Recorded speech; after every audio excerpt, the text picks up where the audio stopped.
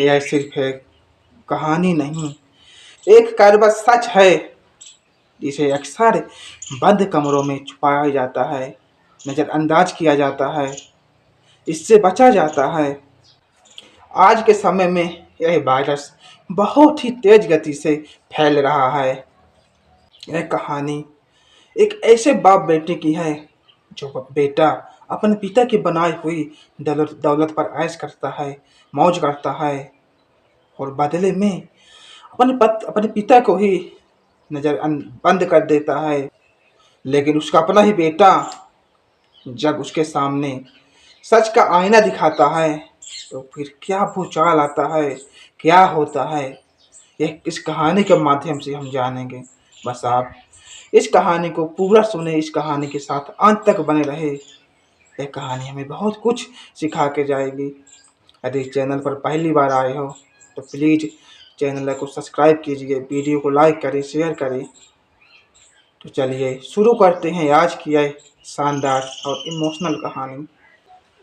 शहर की सबसे आलीशान कॉलोनी में एक चमकता हुआ बंगला। उस बंगले में एक पुराना कमरा।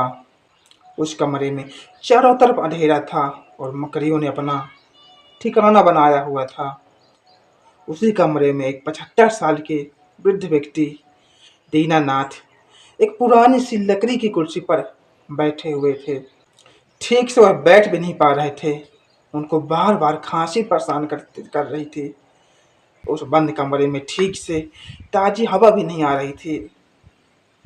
उसके बावजूद भी दीनानाथ उस कमरे से जा नहीं रहे थे और ऊपर से उनकी खांसी इतनी ज़्यादा बढ़ गई थी कि वह ठीक से सांस भी नहीं ले पा रहे थे। तभी किसी के कदमों की आहट की आवाज़ आई।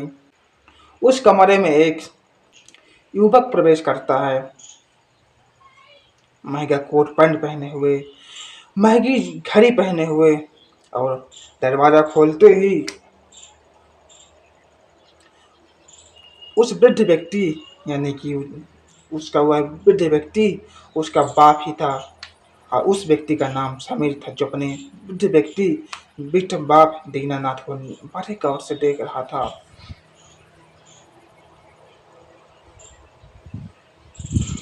अपने बेटे समीर को देखकर दीनानाथ कहते हैं,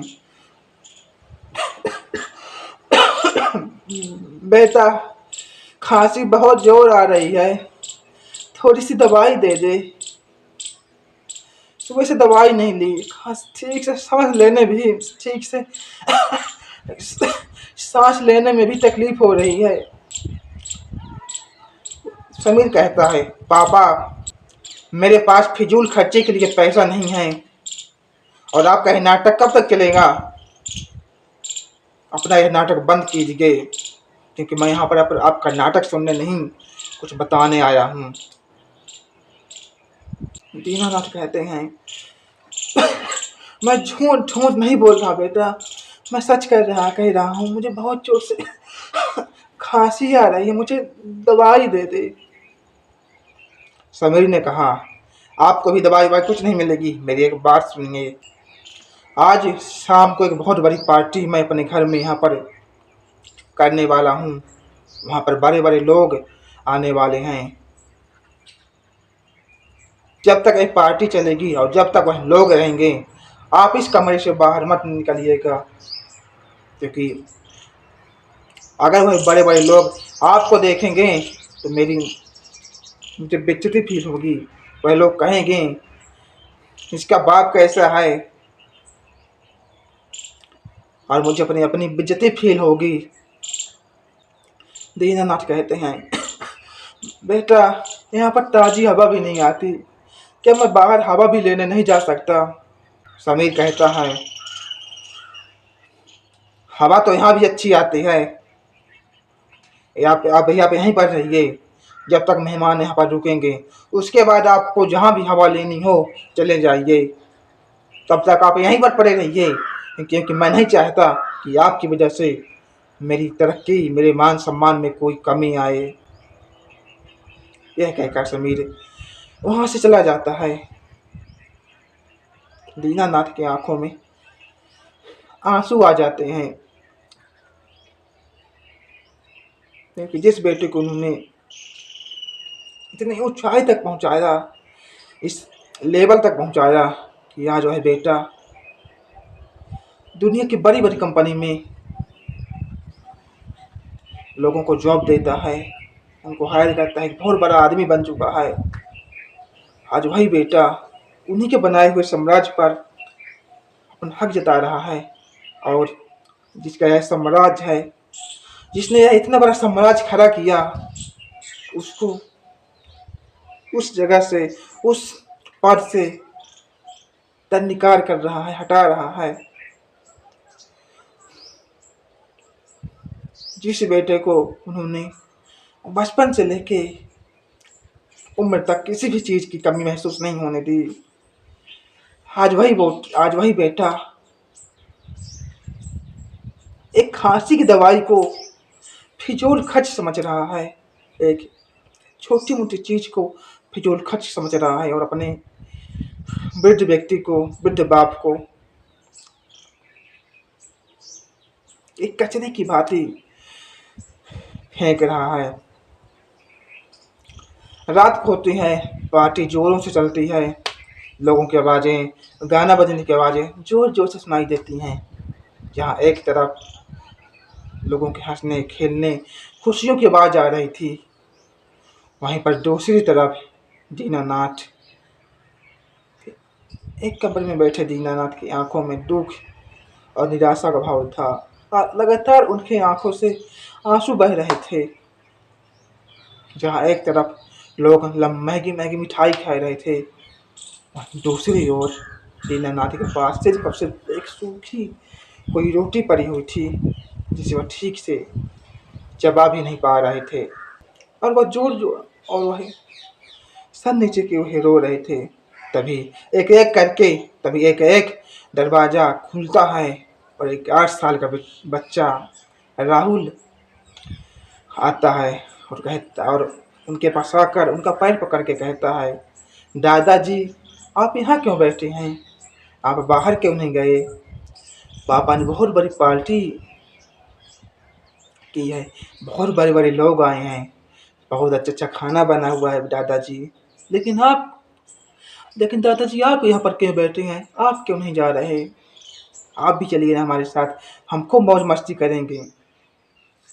दीनानाथ कहते हैं, नहीं बेटा, अब मेरा वहाँ पर कोई काम नहीं है, अब तो मैं पुराना हो गया हूँ ना, अब मैं किस काम का हूँ? जिस तरीके से पुराने सामान को कहीं पर रख दिया जाता है या बाहर में दिया जाता है, ठीक मुझे भी उसी बाहर तो नहीं फेंका गया, बस घर पर के किसी कोने में फेंक दिया गया है। इससे अच्छा मुझे बाहर ही फेंक देता, आखिर कोई ना कोई आता मुझे ले ही जाता। देखो जिस तरीके से कुर्सी पुरानी हो गई है, अब ये किसी काम की नहीं, उसी तरीके से मैं भी किसी काम का नहीं। अब मैं जाकर वहाँ पर क्या करूँगा? राहुल को ढूंढते हुए समीर वहाँ पर पहुँच जाता है और कहता है, राहुल तुम यहाँ पर क्या कर रहे हो? मैं तुम्हें कब से इधर उधर उधर ढूंढ रहा हूँ, मेहमान तुमसे मिलना चाहते हैं, तुम यहाँ पर क्या कर रहे हो? चलो उठो। राहुल कहता है, पापा क्या मुझे कुल्हाड़ी मिलेगी? समीर कहता है, कुल्हाड़ी? तुम कुल्हाड़ी का क्या करोगे? राहुल कहता है, पापा मैं कुल्हाड़ी से इस कुर्सी के 2 टुकड़े करूँगा। पहले टुकड़े से दादाजी के लिए कुर्सी बनाऊँगा, और दूसरी लकड़ी से आपके लिए कुर्सी बनाऊँगा, ताकि जब आप दादाजी जैसे बूढ़े हो जाएं, तब मैं भी आपको ठीक दादाजी की तरह इसी कमरे में रखूँगा। यह सुनकर समीर को ऐसा लगा जैसे उसको किसी ने एक बार में 1000 तमाचे गाल पर मारे हो। आगे राहुल कहता है, क्योंकि आपने ही तो मुझे सिखाया है, पुरानी चीज को, पुराने सामान को कहीं फेंक दो या कहीं छुपा दो, या तो आप जब आप दादाजी जैसे बूढ़े हो जाएंगे तो आप भी एक पुराना सामान हो जाएंगे, पुराने हो जाएंगे। तो मैं भी आपको ठीक दादा की जी की तरह ही इसी कमरे में रखूंगा और इसी लकड़ी की कुर्सी पर बैठाऊंगा। यह यह सुनकर राहुल को अपनी गलती का एहसास यह सुनकर समीर को अपनी गलती का एहसास होता है। उसकी आंखों से आंसू बहने लगती है। उसको समझ में आ चुका था तो वह बहुत बड़ी गलती कर रहा है। वह पैसे के चक्कर में, पैसे के नशे में इतना चकनाचूर हो गया था कि भूल चुका था वह क्या कह रहा है, क्या क्या सही कर रहा है और क्या गलत। वह दौड़ कर अपने पिता के पैर पड़ के रोने लगता है, कहता है पापा मुझे माफ़ कर दीजिए, मुझसे बहुत बड़ी गलती हो गई। मैं पैसों के चक्कर में भूल गया था मैं क्या कर रहा हूँ क्या नहीं कर रहा हूँ। पिता दीनानाथ उसको उठाते हैं, कहते हैं बेटा कोई बात नहीं, तो मेरा बेटा है, छोटी मोटी गलती तो होती रहती है। फिर समीर अपने पिता को बाहर ले जाता और सबसे मिलाता है। उस दिन सभी ने समीर की जमकर तारीफ की कि तुमने इससे पहले कभी नहीं बताया कि तुम्हारे इतने अच्छे पिता हैं, इतने अच्छे फादर हैं। सभी दीननाथ से मिलते, उनके अनुभव के बारे में पूछते। इस तरीके से एक पिता और एक बेटे के बीच फिर से अच्छे संबंध बन गए। अक्सर बच्चे वही सीखते हैं जो वह सामने देखते हैं। बच्चे वह नहीं सीखते जो हम उन्हें सिखाना चाहते हैं, बल्कि बच्चे वह सीखते हैं जो अपने आंखों के सामने देखते हैं और ठीक वैसा ही बर्ताव करते हैं। इसलिए अपने बच्चों को अच्छी चीज़ें दिखाइए, अच्छी चीज़ें कराइए, क्योंकि जो बच्चे आंखों से देखेंगे वही बच्चे करेंगे। है आपको एक कहानी कैसी लगी हमें कमेंट बॉक्स में ज़रूर बताएं। अगर कहानी अच्छी लगी हो तो प्यारा सा कमेंट करें, वीडियो को लाइक करें, शेयर करें। हम मिलते हैं अगले वीडियो में, तब तक के लिए धन्यवाद। बाय।